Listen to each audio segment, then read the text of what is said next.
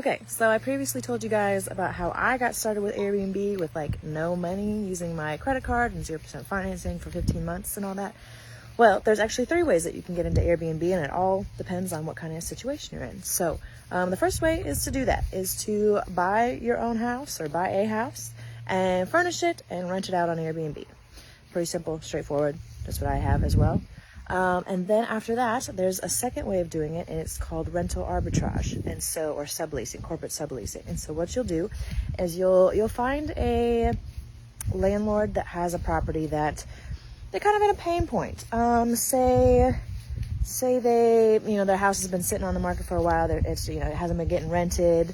They are in a pain point of like, they need to be cash flowing and they're getting nothing. So, pitch to them and be honest. There's a correct way to pitch to them, but tell them like, hey, I want to rent your place. I'm going to be on the lease. You're going to be getting my money consistently every single month.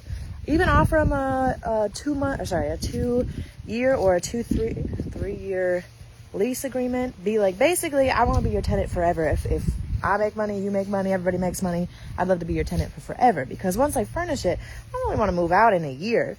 So I have 2 properties like that where I rent it from a landlord, I furnished it, and then I re-rent it back out.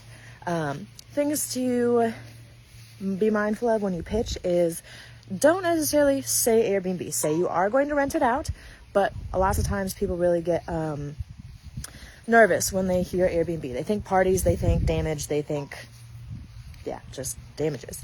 So say things like, we do vacation rentals or corporate subleasing, things like that, where you're like, we have, we screen our tenants. We do have lots of fail safes in place to protect from any parties, damages, things like that. Also, like if they damage the furnishings and stuff like that, like that's not their problem. That's your problem as the host. So, those are things to pitch to them. And then also another point to pitch is that, sometimes when you get long-term renters in a place, some people don't take care of it that well. Like, if that landlord hasn't been inside their property for a whole year that person is renting it, sometimes people don't clean their bathroom for a whole year. So like a good point to pitch is that, hey, every single time we get a new guest, I'm cleaning it to a move-in ready status every single time. So like this place is getting well taken care of. Also, most of the time if there's a small maintenance issue and stuff like that, as long as it's not like the roof or plumbing or something like that, like me as the host, I'll take care of it. Like I want it done now, and